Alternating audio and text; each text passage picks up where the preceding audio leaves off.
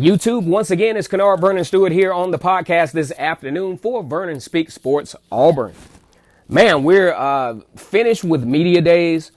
Also got some predictions that have come out for the outcomes of the SEC East and the SEC West. Not a lot of surprises there.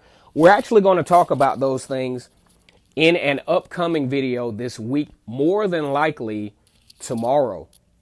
But we're going to continue our ongoing coverage of the Auburn Defensive Line, arguably one of the more talented places on the football field for the Tigers.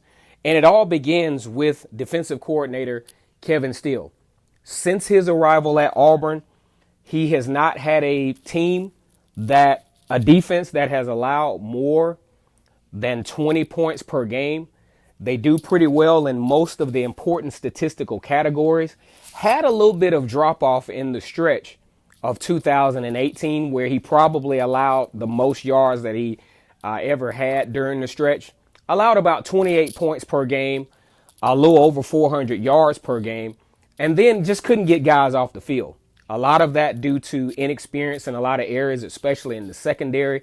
I mean, you talk about a situation where you have Noah Igbenogany, who was a wide receiver the year prior, made the position change. I think probably one of the better position changes in recent history for the Auburn Tigers, but there was still definitely some growing pains there. We think that Wesley McGriff, one of the current secondary coaches, will help with some of those fundamental issues that the secondary had on last year. Also, reversing back to the defensive line, Rodney Garner is the defensive line coach. Rodney Garner experienced most of his success and tenure as a defensive line coach at the University of Georgia, where they won a couple of SEC championships. Probably should have won, had an opportunity talent-wise to have won a national championship during that particular tenure. Missed out on that opportunity.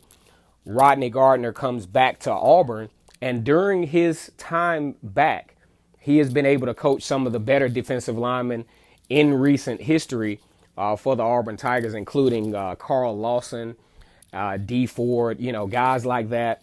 Then you talk about now you have Derek Brown, Marlon Davidson, Nick Coe, T.D. Moultrie, Big Cat Bryant.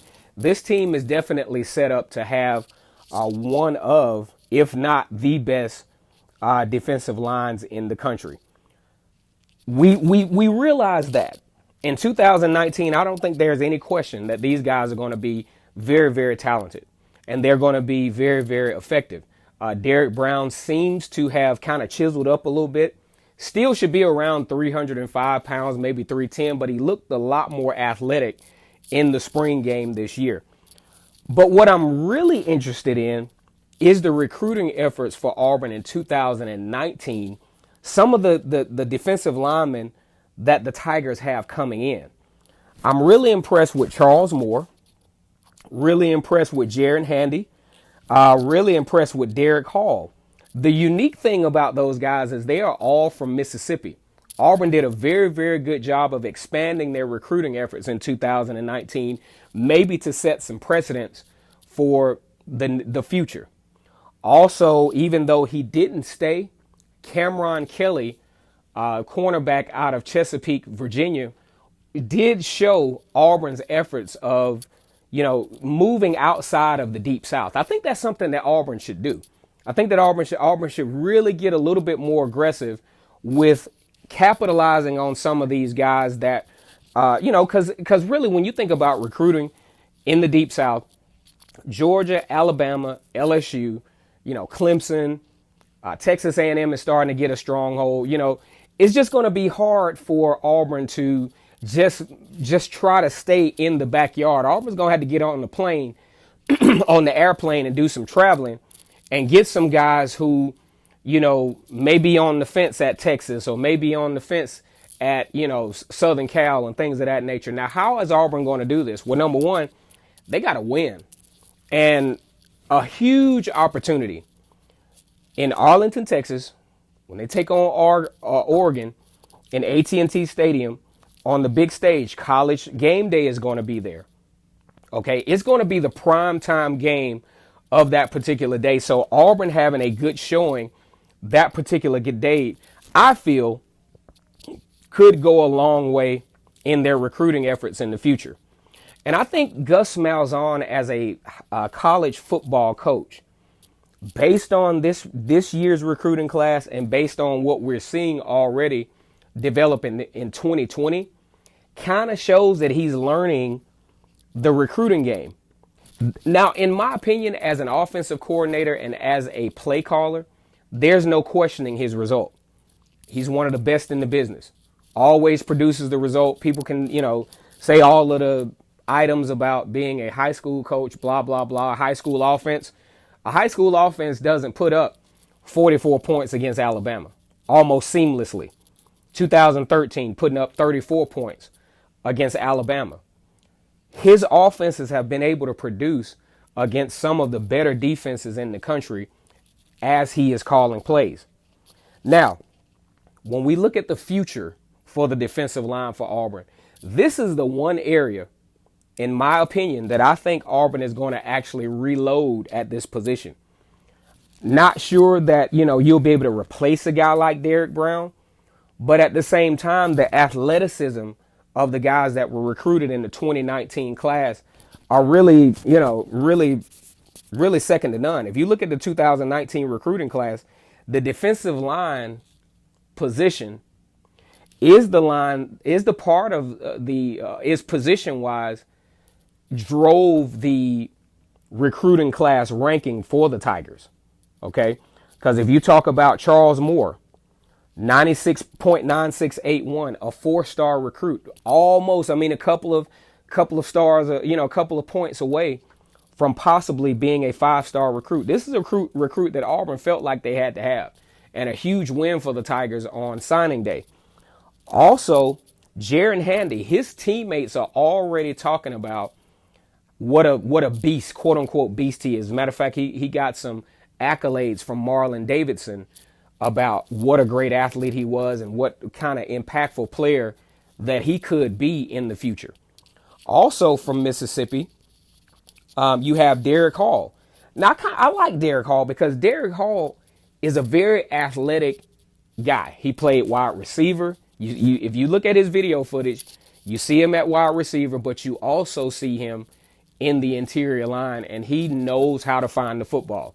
A very talented athlete out of Mississippi.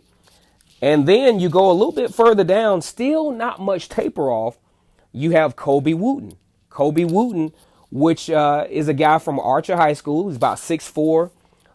Probably, if he was 230 pounds at the time of his recruitment, I would say that he should be about 260, 270 at the moment, having to bulk up for that particular position.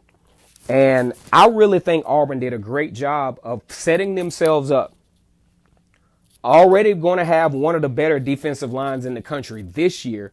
But when you look at the recruiting efforts for 2019, very, very top heavy with defensive linemen, continuing the recent tradition for the Auburn Tigers to be real nasty up front.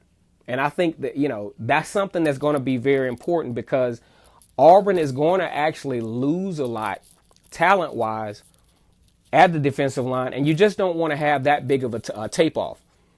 Another area of concern for the Auburn Tigers, you're looking at an offensive line that are seniors. All of those guys are going to be gone. It is going to be very important for Auburn to continue their recruiting efforts in 2020 to make sure that they solidify some viable replacements at the offensive line, because if you're going to continue to run this run pass option, you got to have some athletes you've got to have an athletic offensive line.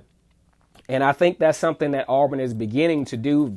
Beginning of Big Cat Weekend, picked up on Javion Cohen, who at the time, he actually moved up a star. He was a 3-star at the time, moved up to a 4-star.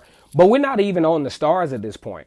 Looking at the video footage, he's a good offensive lineman, got great hands. I think he could utilize a little bit of his leg strength a little bit more. But I think Javion Cohen might be the star offensive lineman of the 2020 recruiting class for the Auburn Tigers. Going into the game against Oregon is going to be very important for whatever team is going to be successful in that particular football game. It begins at the line of scrimmage. Oregon, of course, has a little bit bigger than they've been in the past, a little bit more athletic. We think that that's going to be a strong point for the Oregon Ducks. Auburn is definitely going to have to be up to the challenge. We feel that the Auburn's offensive line will be much improved. Gus Malzahn described it as some growing pains from last year. He feel like that they will be a lot better than they were this year. Now, I'll note myself on this one. When you're being asked to do something that doesn't match up schematically, then you may not have as much success as you would otherwise. Auburn's blocking scheme at times call for a run-pass option type situation. A lot of delays and all of this action in the backfield, but the quarterback had zero threat to run the football. Jarrett Stidham would run the ball occasionally, and it was usually a design run.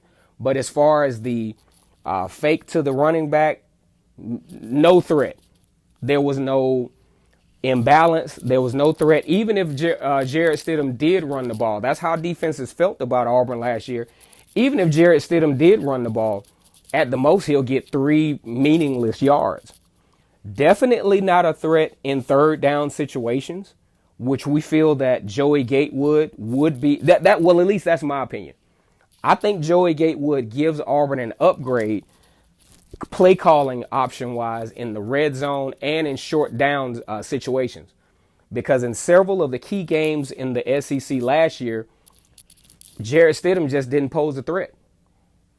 And Boobie Whitlow was injured most of the time, having to, resort to predictable Wildcat type situations. A play that comes to mind is when Devin White swallowed up Boobie Whitlow on a decent play call. I think it was a right call, but Devin White just swallowed Boobie Whitlow up in the backfield. Most of us remember that play.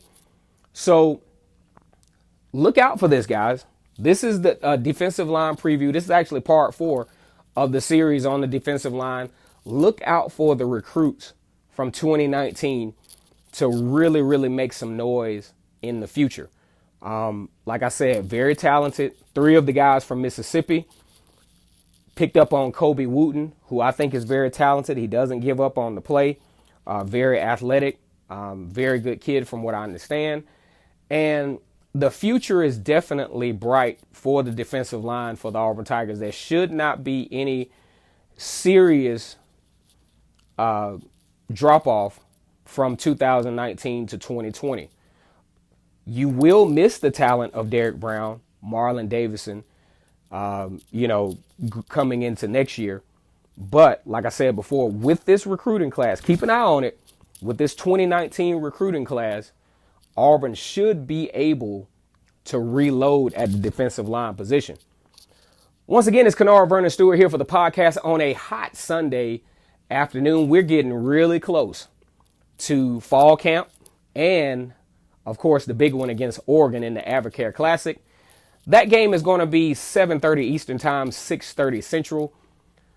College football game day will be making the trip to that particular game. Primetime game on ABC. Again, it's Kennard Vernon Stewart, where it's always great to be an Auburn Tiger and on the loveliest village on the plains. The battle cry is War Eagle.